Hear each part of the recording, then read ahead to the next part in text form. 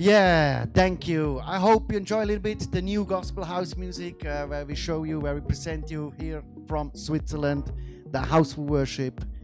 And yeah, now we come to the interview with my guest from Ireland, Niall Redmond, Digital Groove, and also from Guitar Records. So yeah, how was the flight? How are you coming? All Flight good? was really good. So I've come to Switzerland a lot in the last 6 years, right? And Yeah, you're knowing good Switzerland. yeah, huh? but I normally fly with only two airlines because there's only two real flights that go out of Dublin, and that's with Swiss and our own airline, Aer Lingus. But I've flown with Swiss a lot, right? Yeah. And they're really good. What do you prefer? That's a terrible, unfair question. But actually, no, I filled out a questionnaire for Swiss yesterday, and I gave them all like 100%, right? 100% for their service, for the flight was perfect. But the good thing about Swiss Airlines is you don't get this in Irish Airlines, you get free chocolate. Oh, cool. You get free chocolate, and you get a free what we would call a quiche. You call it a different thing. What was the name of that little cake? Cake. Yeah, it's like a quiche. We would call it a quiche. All right. It's a hot little pastry Yeah. that you get, but it's all free. Like if you go on Irish Airlines now, you pay like €15 for all that. All right. So yeah, so it was lovely. It was like flying in the times when flying was actually important. So yeah, it was lovely. The flight was perfect, and we came in. The weather. I came in a t-shirt. I was the only person in the airport wearing a t-shirt. When I got off the plane, and I was like a celebrity because I was just wearing a t-shirt. I was like, this guy's crazy. I'm just Irish. As you know, I wear t-shirts unless like it's always. minus 2 degrees. I wear t-shirts. Also in Amsterdam. Yeah, absolutely, everywhere. Also in Iceland, and everywhere. For the information, we start now with I would say the new Houseful worship. I want to do in the future only one show in a month, and then I will always invite the guest. So my first guest now, Niall Redmond. Wow. You need to know maybe also it's special for me because like you know I make this gospel house music, and that I need to say my first radio show where I sent a mix, and it was 100% gospel mix, was your show. That's in right, yeah. RD Pulse. That's right, which is now gone. That particular show is finished. But Yeah, you not want to do it anymore? I or- kind of do. And actually, do you know, I ended up doing it for a different radio station. We need to say it's the alternate Sunday, alternate worship. Alternate Sunday Worship, which was a real mouthful of a radio show title. You know, I don't know who came up with that, but yeah, the alternate Sunday Worship. And the reason it was called that on the service we were on is the national radio station, but on their kind of older people service, right, or on the more news focused radio station, they had a Sunday worship session. Yeah. And they still have that, but it was the alternate Sunday worship session because it was Gospel House, so that was where the name came from. But it was a terrible name.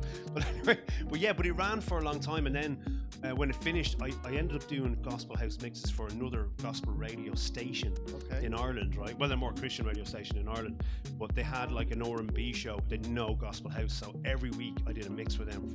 I think I did like 60 mixes for them, but I actually ran out of Gospel House records. I actually finished with them. I had no more. Now I do now, but at the time I had used every Gospel House record I owned in these mixes, right? So I didn't want to repeat anything. You know, every week the mix was different. So when it got to like a year, I said, guys, I've no more records left. You know, you'll have to repeat these anyway. But I stopped doing it then. But I'd love to go back to do it because the Gospel House features so much in the sound that I play in general that I always have it. You know, it's just such a small part of the bigger soulful house scene sometimes that, you know, you do run out of them eventually, but you know, just need to make some more, I suppose. But yes, I'd love to go back and do it, absolutely. Yeah, and you streamed that in Sunday morning also? Yes, on yeah, RT Sunday Pulse. morning, yeah, and it came on we have this really strange phenomenon in Ireland called the Angelus. Okay, so the Angelus, happens at 6 o'clock in the evening, and it happens at midday in Ireland. Okay, and it happens on the national radio station. Now we don't do it on Pulse, but that's why we did it at 12 o'clock. And what the Angelus is, do you know what the Angelus is? Okay, so the Angelus, it's a Catholic thing. For years we grew up with this, where for 1 minute they just sound this bell, bong, bong, bong.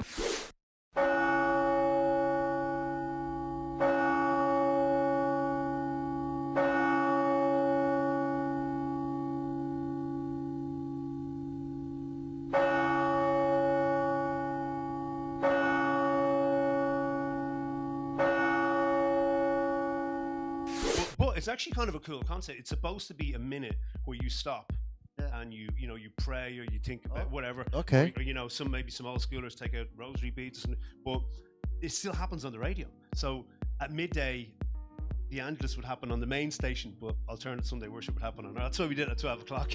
Yeah, and I need to say, I mean, I start with them, and I search in the internet by Google, who have also the same idea to play house music, soulful house music, in combination with the belief, with God, you know, in words. And I mean, we go to the church, but it's not a church. It's generally stuff for everyone with good and positive message. And I found you, and I sent you this mix, and you know, so for me that was big inspiration. Also with the name, I need to say, worship. Yeah, of course.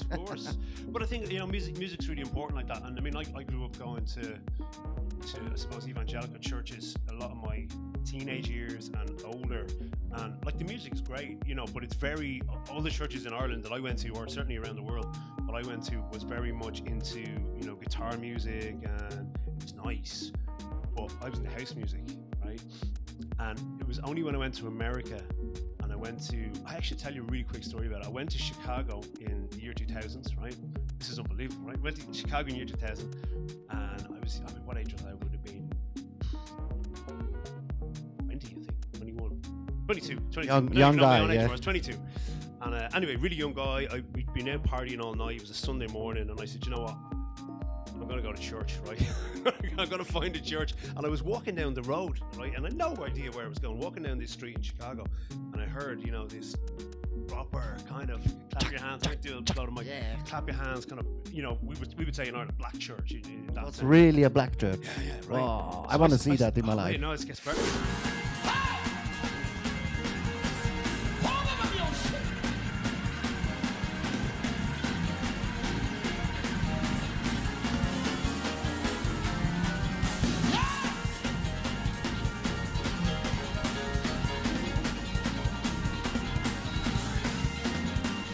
So I said, I'll go in here, right? I was the only white person, right?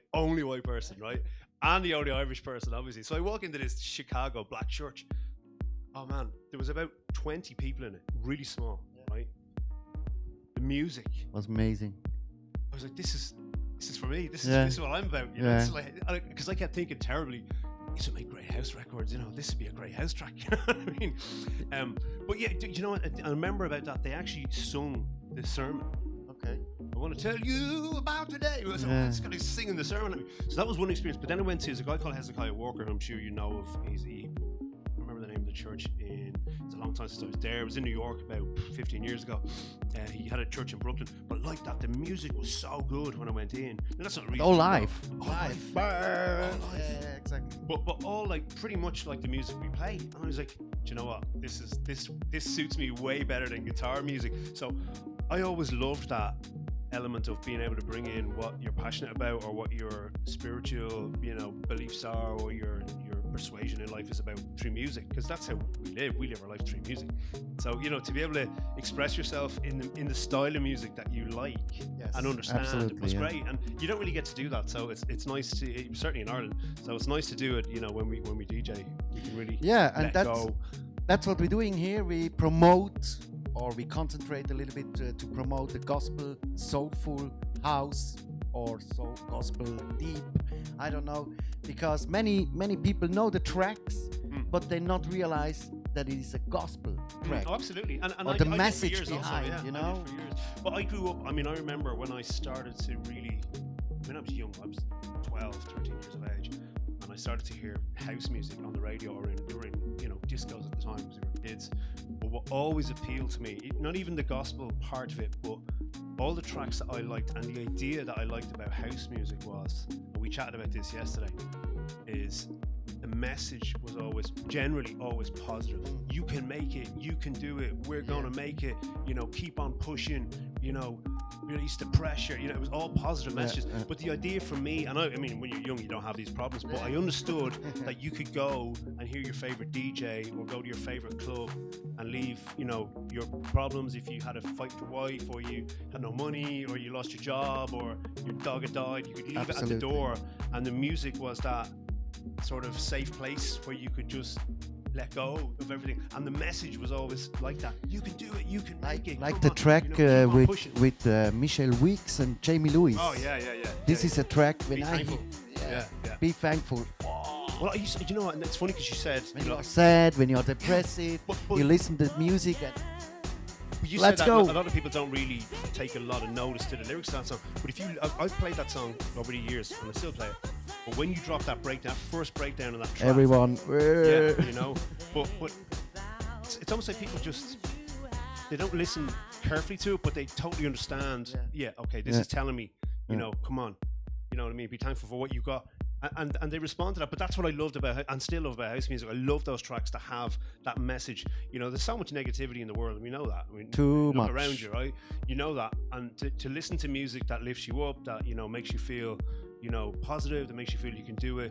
And then obviously we have the spiritual element, the gospel house stuff. You know, there's a bigger message in that, I suppose. But to be able to play that music and listen to that music and dance to that music, I found that really a privilege in my DJing life anyway so far, and my clubbing life. The question where I ask all my guests is, how is your relationship with God? For you personally? For me personally, I mean, I suppose I've grown up in, you know, what we would call, like, I'm a Christian household, and my mum was a big, like, it was funny because I have to give people a bit of a background into Irish sort of, you know, spiritual developments, right? So Ireland is obviously a very Catholic country, or certainly was a very Catholic country for a long, long time. And, you know, a lot of things happened in the media, and, you know, terrible scandal came out with all these kind of things. So nowadays it's not so much, but back in, like, when I was a child, which was 1980, okay, I mean, everyone went to church, everyone went to what we call mass, everyone made their communion, everyone made, you know, it was a big deal. Like, the priest was like a celebrity. Like in the States, they go every Sunday, they go in the church. Religiously. But yeah, absolutely, right?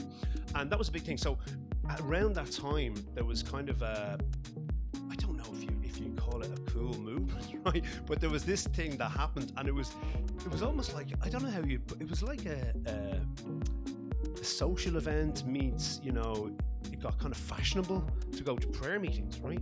So people would have them in their house, right? My mum would have a prayer meeting in her house, and my neighbours, my mum's neighbours would come and they would pray, and it became kind of cool, right? So I grew up with that kind of Christianity as a kid, so I saw it all the time. It's all I really knew. And I suppose, you know, like anything, when you're brought up a certain way and you have certain values put in you, you kind of, when you become an adult, you kind of live that out. You kind of come back to that. So I suppose I was lucky in the sense that I never, you know, you hear these stories. I mean, I have a lot of friends like this who, you know, they go and do a lot of drugs, or, you know, they end up, you know, in terrible situations and all this. I never had any of that, right? So I didn't have any big conversion experience, but I just grew up in a Christian environment, right?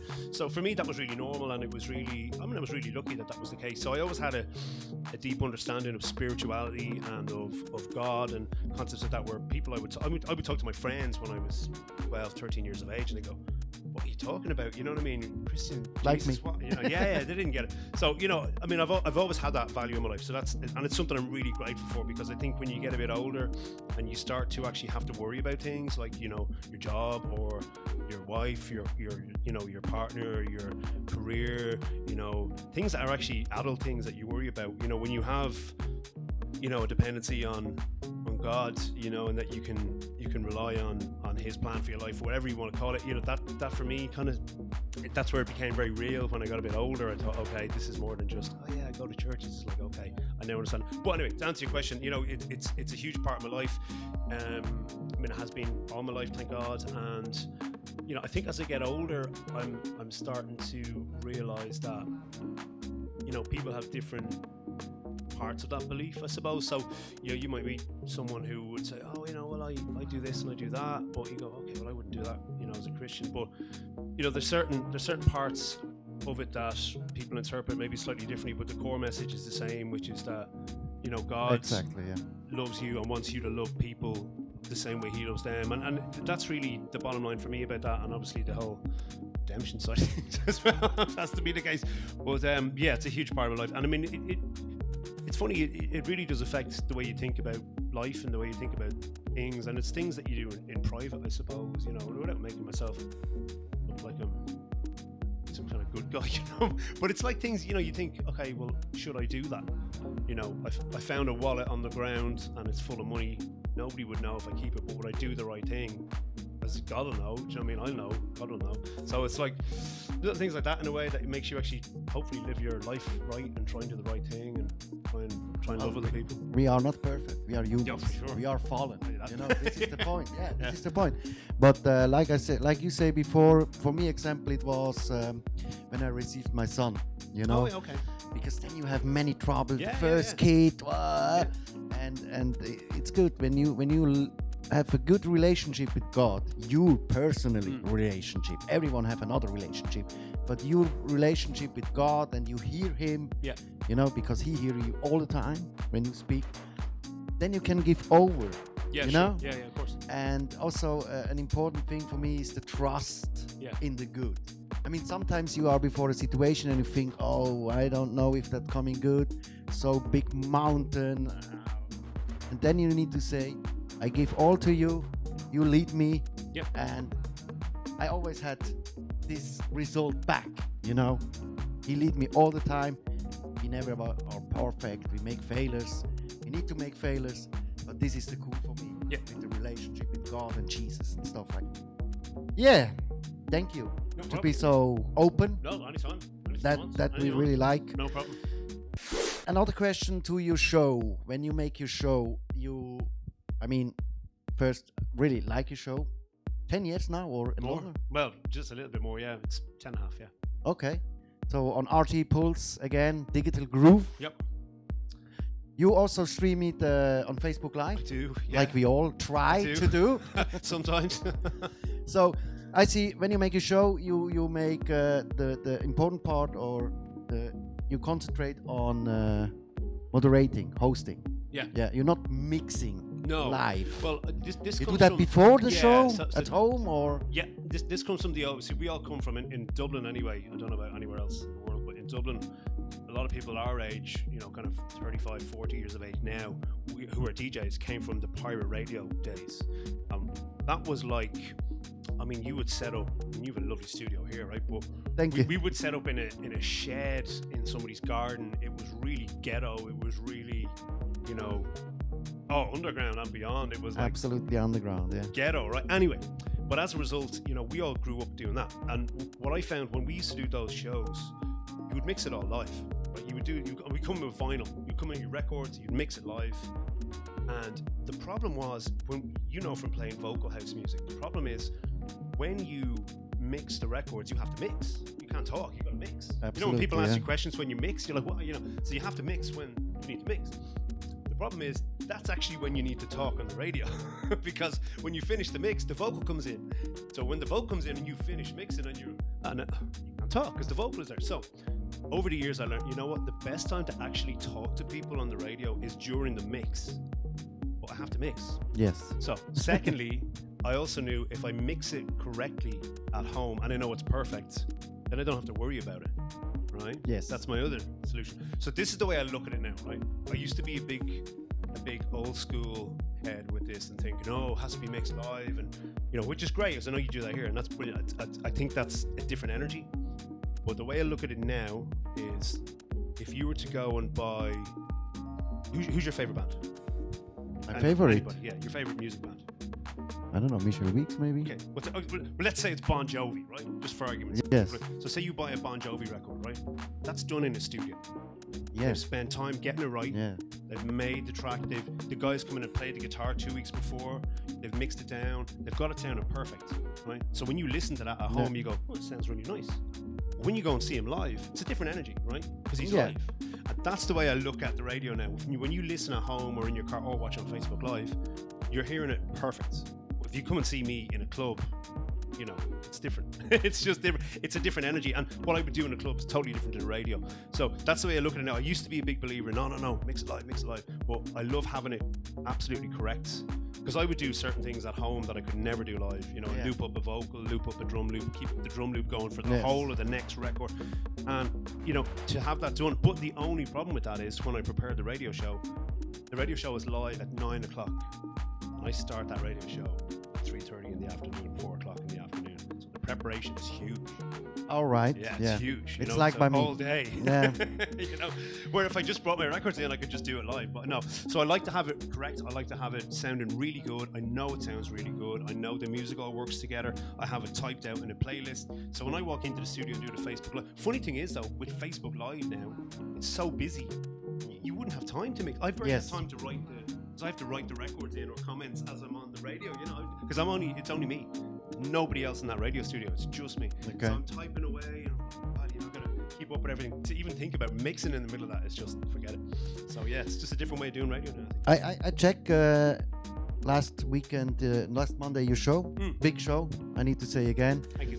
And what I especially like is your hosting. For me, you are one of the top mans. Really, how you talk between the music, and you say you do that. You plan nothing. No. You talk never. Free. Probably a bit too much. No, it's a good.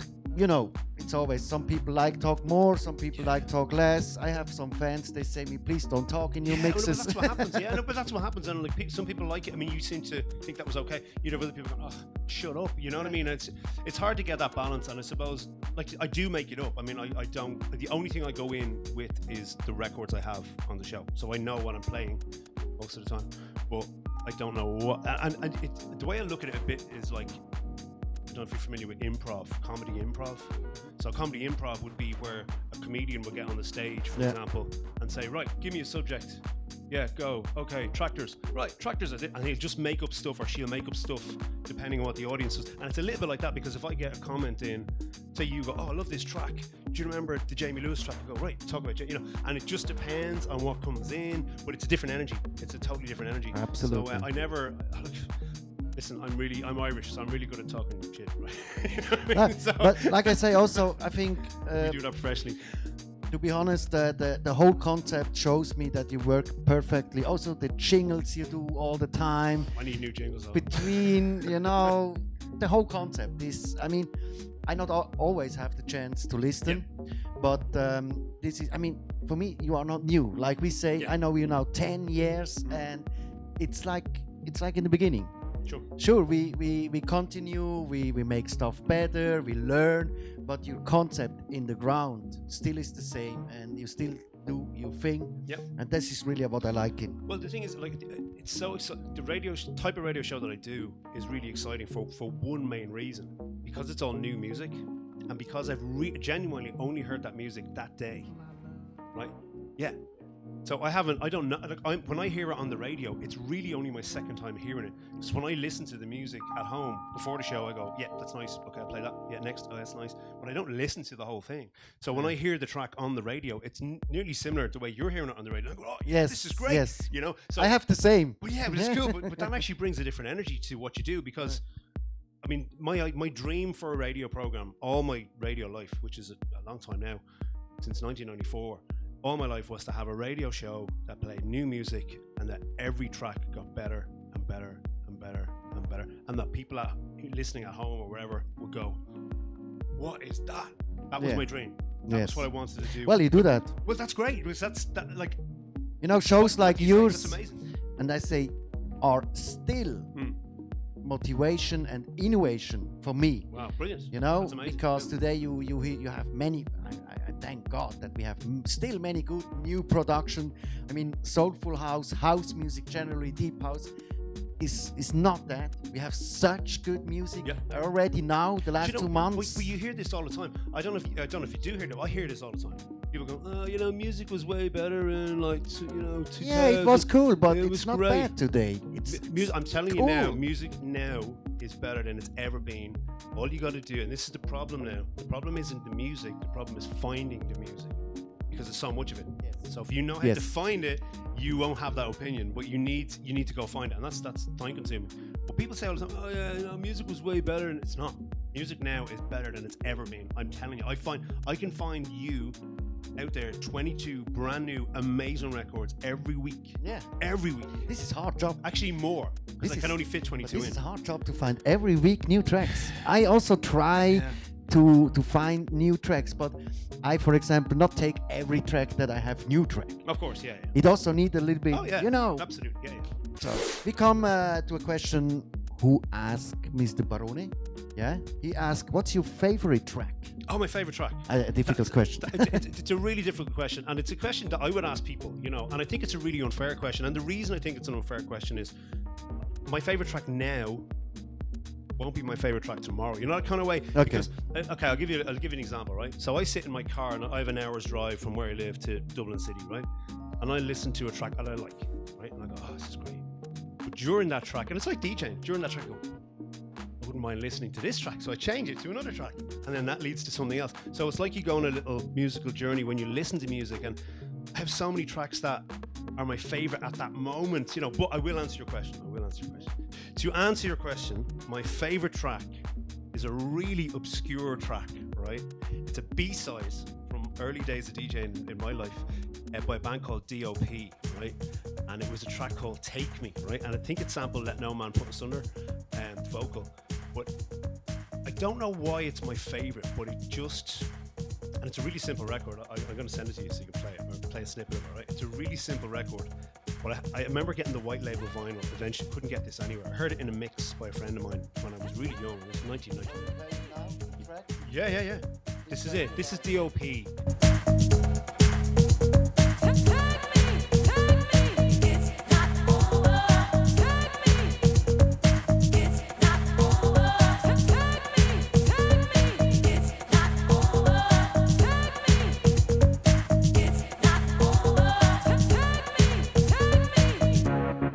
Take Me. It was on the Future La Funk EP and the label was Gorilla Records.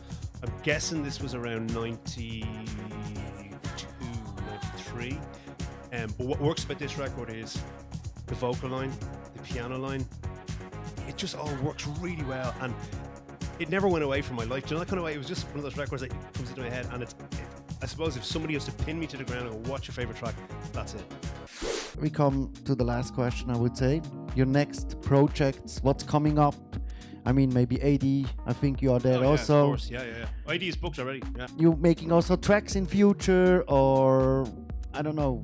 Well, you know, when you DJ, I suppose, and you DJ for a while and people know you as a DJ, they kind of expect that you make music, you know. And I get that all the time. Why don't you do tracks? I can't do that. I don't know how to. Anyway. In the year 2009, finally, after 25 years of DJing, I've started to make music with a friend of mine at the moment. I have to give him mainly the credit. So this is how this works, right? So you're my friend Chris, right? Chris Brown, who goes under the name Aloof. And Chris has to now interpret me going, oh yeah, can you change this? Can you do this? Can you put this in? Can you make this sound? Can you do this sound? And it's very hard for him to do that, right? But he's a really gifted producer and music producer. So we're working together. We've just done a remix for Twism of a track called Ain't No Mountain High Enough, which everybody knows. We've done a kind of prime time dub of that. And you know, in the past when I worked with people or I tried to do tracks, they never came out quite exactly as I wanted them to.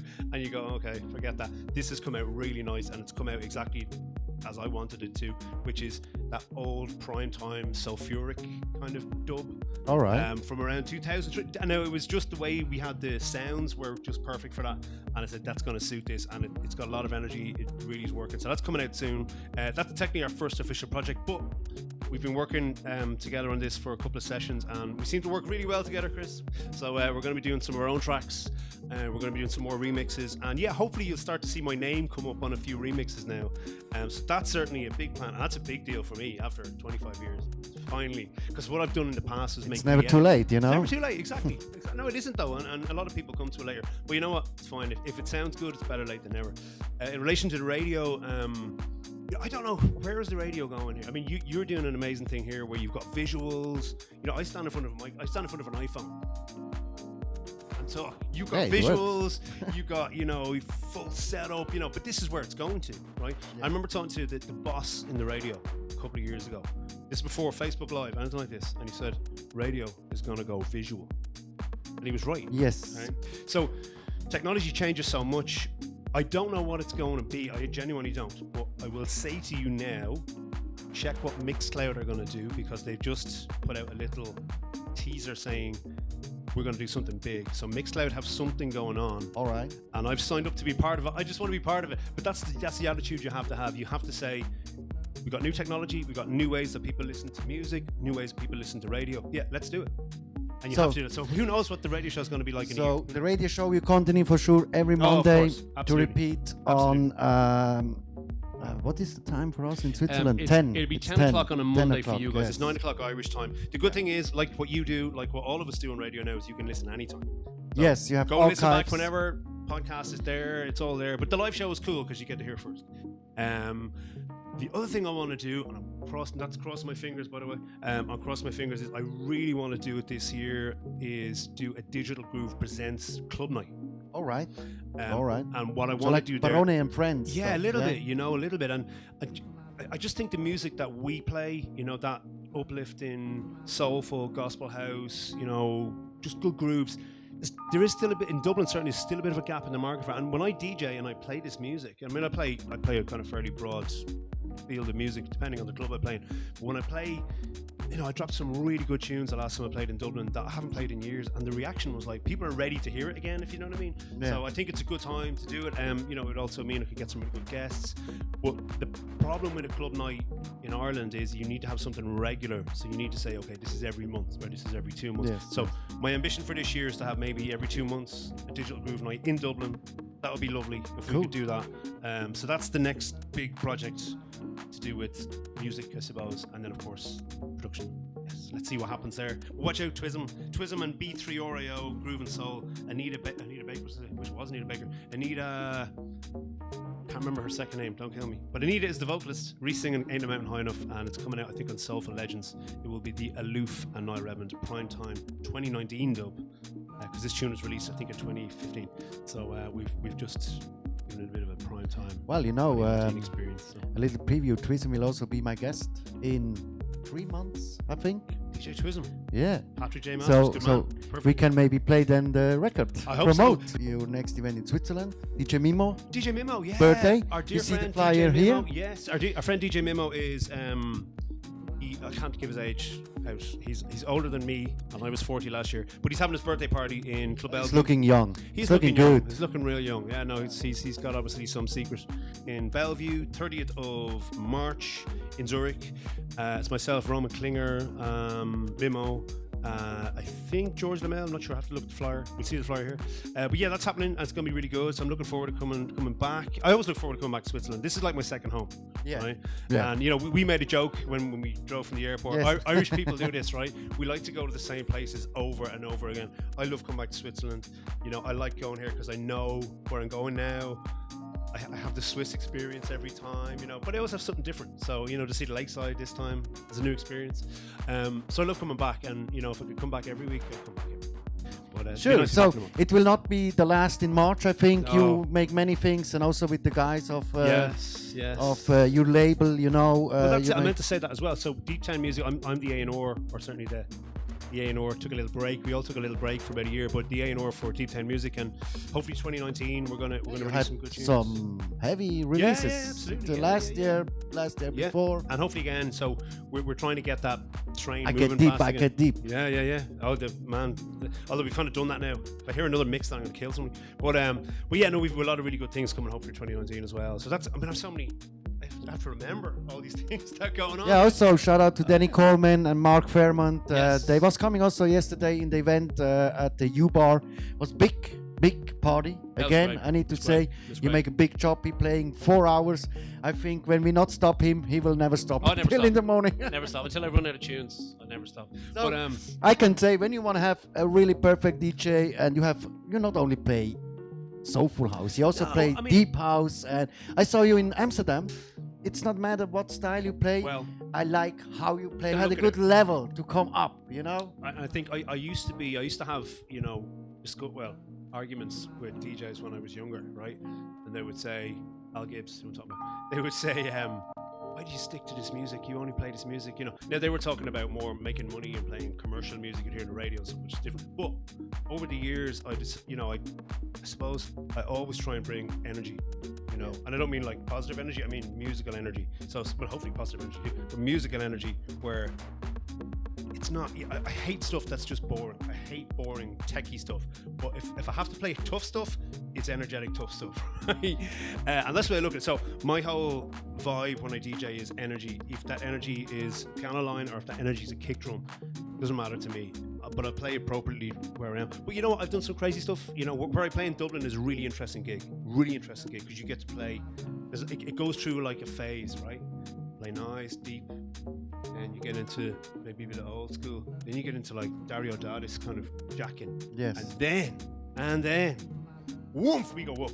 And when we go up, the place goes crazy. And it's almost like I have a bad example of this, I'll tell you off mic, but it's almost like a dance, you know, a romantic dance, let's call it that, where, you know, you're constantly getting the people, oh, no, oh, and then boom, right? That's the way I do it in Dublin. That's the way I try and do it when I do a long DJ set. But like that, I'd like to think I just play music that works really well in a club, but I don't play very hard a lot. But when I have to, it's energetic. So I would say we come now to your set. We go back to the music.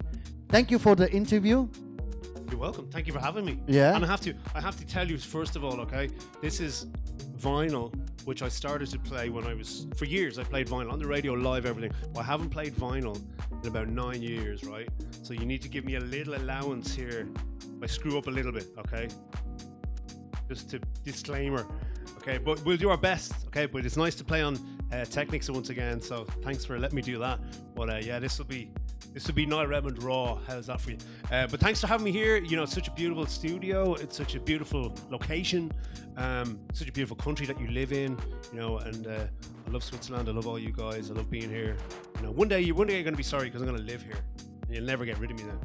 Well, we're talking back after the mix, and between the mix we will talking back. So looking forward, Niall Redmond for you in the mix. I got some old schoolers as well. Let's start with something old school. Real old school. I'll give you a story behind it later.